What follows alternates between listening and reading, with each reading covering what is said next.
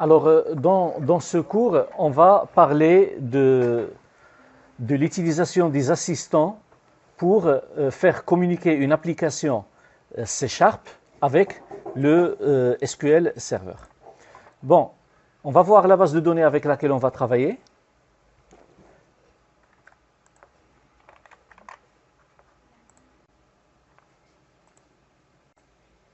On va utiliser cette base de données. Pourquoi? Pour deux raisons. Premièrement, c'est une base de données assez simple, assez classique. C'est une base de données de gestion commerciale. Et deuxièmement, il contient toutes les cas de figure qu'on peut avoir dans n'importe quelle base de données. Premièrement, on a ici une table, la table client, qui ne contient aucune clé étrangère. Ça veut dire que c'est une table indépendante. Je vais avoir une interface de mon application C# qui va gérer les clients. Je vais ajouter un client, modifier un client, consulter, rechercher et tout, mais je vais travailler sur une table qui ne contient aucune clé étrangère. Et ça, c'est l'objet de notre cours aujourd'hui. Après, on va travailler un autre exercice sur la table produit. Et pourquoi table produit? Et c'est quoi la différence entre la table produit et la table client? C'est que la table produit contient une clé étrangère. Cette clé étrangère, c'est avec la table catégorie. Parce qu'en fait, lorsqu'on va travailler sur produit, on va travailler sur ces deux tables-là. Et ça sera le deuxième exercice. Le troisième exercice, c'est de travailler sur ligne. Ligne, en fait, ce n'est pas une table, c'est une relation qui n'existait pas sur le MCD, mais qui a apparu sur la base de données. Donc, travailler sur ligne est différent que de travailler sur produit ou de travailler sur ligne. Et ça va être le troisième exercice. D'accord? Et là, comme je vous ai dit, on va travailler rien qu'avec les assistants dans un premier temps. Après, on verra comment faire tout ça avec le code ADO.NET et aussi en mode connecté, mode déconnecté, aussi avec le link to SQL dans d'autres cours. Alors, je vais revenir sur Visual Studio. Là, je travaille avec la version 2012, mais vous pouvez travailler avec la version 2015, la version 2017, la version 2019. C'est exactement la même procédure. Tout ce que je vais faire maintenant, c'est exactement la même chose sur les autres version. On va créer un nouveau projet. Et bien évidemment, je dois m'assurer que je travaille sur le langage C#. Voilà. Donc là, je suis sur C#, Windows, et on va choisir Windows Forms. On ne va pas travailler avec WPF ou console ou autre, on va travailler sur application Windows. Alors pour la framework, on a la tendance de choisir la plus grande framework qu'on a sur notre PC, mais ça c'est faux. Pourquoi? Parce que moi, je veux créer une application qui va s'exécuter sur les ordinateurs des autres personnes, pas sur mon ordinateur. Et les autres personnes, ils peuvent avoir XP, ils peuvent avoir Windows 7, ils peuvent avoir Windows 10, ils peuvent avoir une version de Windows qui n'a pas forcément la framework que j'ai utilisée. Par exemple, moi, si j'ai un super ordinateur et que j'utilise Windows Visual Studio 2019 avec la framework 6, alors mes clients, les personnes qui vont utiliser l'application, ils n'ont pas forcément cette configuration. Et si j'utilise une grande framework, je vais les obliger à l'installer pour pouvoir travailler avec mon application. Donc, moi j'ai besoin d'une petite application, je vais choisir la framework que j'ai besoin. Pas besoin d'aller plus haut que mon vrai besoin. Et vous pouvez travailler avec 3, 3.5, 4, c'est largement suffisant. D'accord? Ce n'est pas la peine d'aller à une framework très grande parce que vous allez exiger l'installation de cette framework sur le PC des utilisateurs, qu'on n'a pas besoin. Je vais lui donner un nom. Donc, je vais l'appeler 1 assistant. Et je vais la mettre sur votre dossier.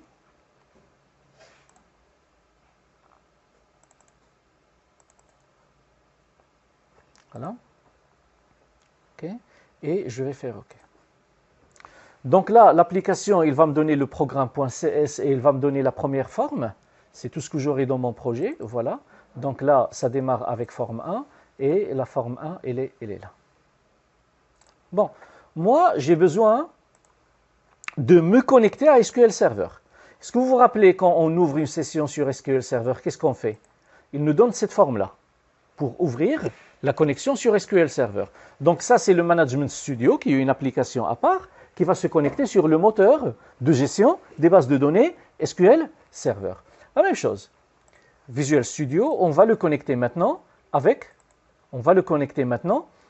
notre serveur SQL Server. Comment faire ça? On vient sur Affichage, autre fenêtre, et je vais choisir source de données. Majuscule Alt D. Sur la version 2015, vous allez la trouver directement ici. Source de données. Et puis après, soit je clique ici pour ajouter, soit je clique là. Et je vais ajouter une nouvelle source de données. Je vous rappelle, cette étape-là, on va la faire que lorsqu'on travaille avec des assistants.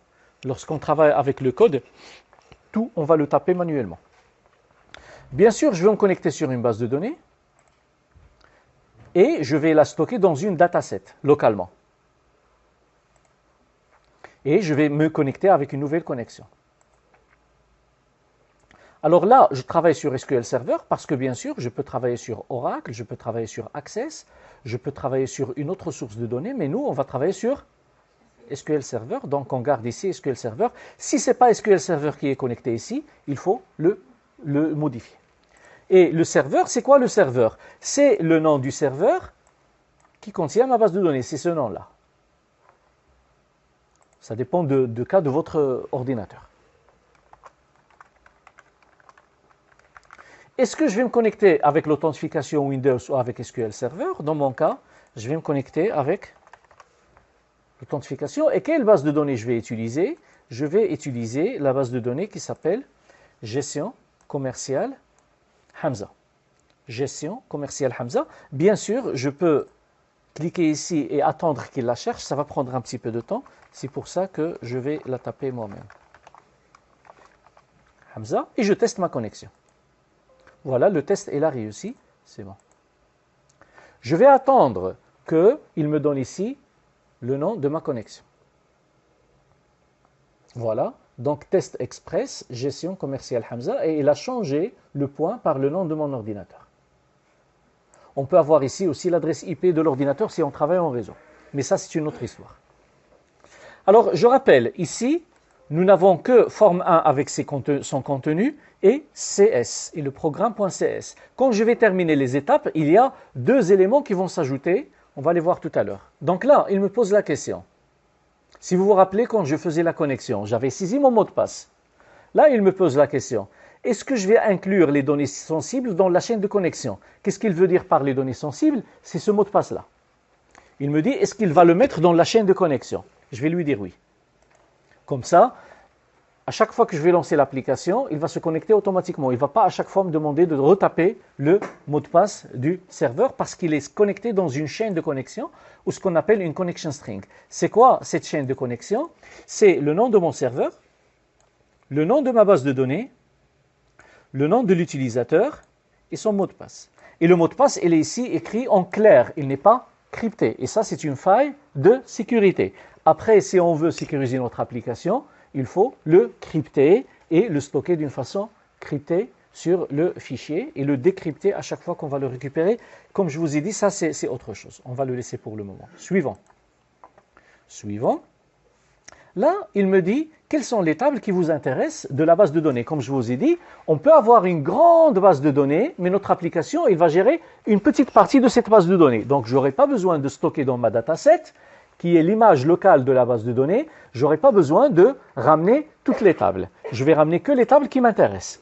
Donc, je peux avoir des vues, des procédures stockées, des fonctions. Moi, je vais travailler avec client, catégorie, commande, je vais choisir tous. Mais dans la réalité, on va choisir que les tables qui nous intéressent. Et je vais terminer. Regardez ce qui va se passer ici. Voilà.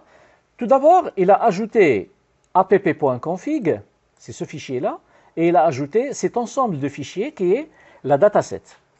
Gestion commerciale Hamza dataset et app.config. App.config, c'est quoi? C'est un fichier XML qui va contenir la configuration de notre application. Et pour le moment, la seule configuration qu'on a, c'est la chaîne de connexion, avec toutes les informations que je viens de citer tout à l'heure. D'accord? Et le nom qu'il a donné à cette chaîne de connexion. Et dans la dataset, qu'est-ce qu'il a créé? Il a créé un certain nombre de classes, ce sont des classes, qui vont nous permettre de faire en quelque sorte le mapping avec le serveur SQL Server. Ce sont les classes qui vont se charger de communiquer avec le serveur. D'accord? Avec les tables adapteurs et tout ça, on va revenir sur tout ça. Et bien évidemment, nous, on ne s'intéresse pas à tout ça, mais on a tout le code qu'il a généré des les classes. C'est lui qui a généré tout ça. D'accord? Mais on s'en fout, ça ne nous intéresse pas. Jusqu'à maintenant, qu'est-ce que j'ai fait? J'ai utilisé l'assistant tout simplement pour créer une connexion sur le serveur. C'est bon? Le résultat, c'est quoi? C'est ça. Parce que tout d'abord, quand j'avais affiché les sources de données, celle-là, elle était vide. Maintenant, on a ici des tables. Je peux prendre une table client et la glisser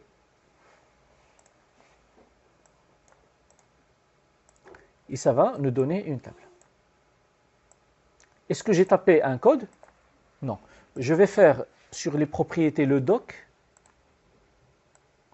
Le doc va nous permettre d'agrandir la grille selon la taille de quoi? Selon la taille de la fenêtre. Et je lance mon application. Il a ajouté ici en haut ce qu'on appelle un navigateur. Et il a ajouté cette grille ici. Et automatiquement, voilà, sur mon application C#, j'ai ramené les données qui se trouvent sur le serveur. Et bien sûr, je peux les modifier. Ici, je peux écrire Mohamed Hassani et faire un numéro de téléphone 212 6. Voilà, ça c'est la photo. Bon, on s'en fout. 212 6. Voilà, ça c'est la photo et enregistrer.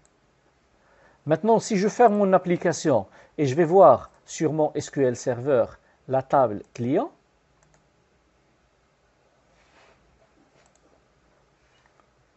on va bien trouver qu'il a fait les modifications qu'on lui a demandé de faire.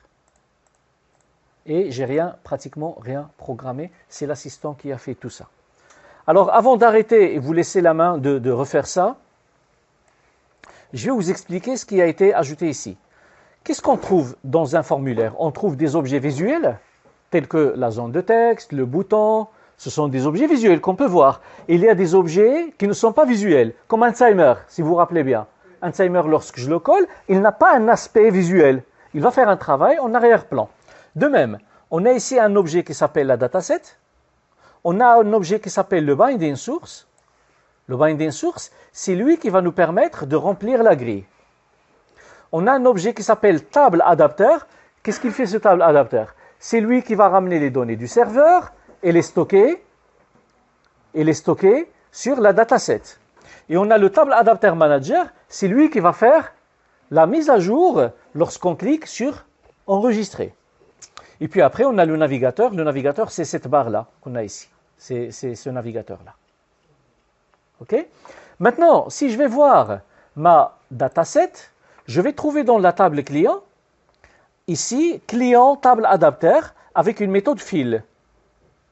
La méthode fill, qu'est-ce qu'elle fait? C'est elle qui va faire la requête select. Je sous-sélecte là. Select les informations du serveur. Elle, fill, va exécuter cette select pour remplir la dataset. Et comment ça se passe tout ça?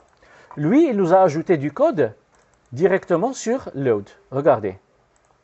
Sur form load, il a fait le client table adapteur. Il va remplir quoi? Il va remplir la table client de la dataset. Avec quelle méthode? Fill. Et fill, qu'est-ce qu'il contient? Select, étoile, from, client. Donc, le table adapteur, c'est lui qui va remplir la dataset avec une requête. Quand je clique sur Save, ici, il va exécuter cette procédure. Et qu'est-ce qu'il va faire? Il va terminer la mise à jour sur le binding source et il va utiliser le table adapteur manager pour faire le update de quoi? De la dataset. Ce qui fait, c'est lui qui va prendre le contenu, le nouveau contenu de la dataset et l'envoyer vers le serveur. C'est lui qui se charge de faire ça. Mais tout ça, ce n'est pas nous qui va l'écrire, comme je vous ai dit, c'est l'assistant.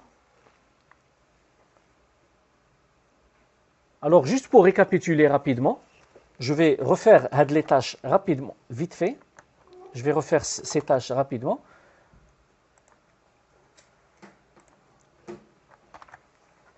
Je vais créer un nouveau formulaire. Ou là, un nouveau projet carrément. Donc, je vais faire un nouveau projet. Windows Forms. Je l'appelle comme ça, je m'en fous. Voilà, tout ça, je l'enregistre. Alors, affichage, barre d'outils, autre fenêtre, excusez-moi, et je fais les sources de données, ça va me donner cette fenêtre. J'ajoute une source de données, une base de données, suivant, dataset, une nouvelle connexion. Je lui donne le nom de mon serveur. Je lui donne les informations d'authentification. Je lui donne le nom de la base de données ou je peux la sélectionner ici. Je teste, ça marche, OK. Inclure les données sensibles, suivant, je sélectionne les tables qui m'intéressent, je peux choisir tout, terminer, et puis je prends la table que je veux, je la glisse ici et je teste mon application. J'ai terminé. Quand je vous donne l'explication, ça a pris 1 heure, mais en fait les manipulations, ils sont très très simples, et voilà, on a toutes les données ici. Donc essayez de faire ça. Après, on va voir comment on peut modifier tout ça.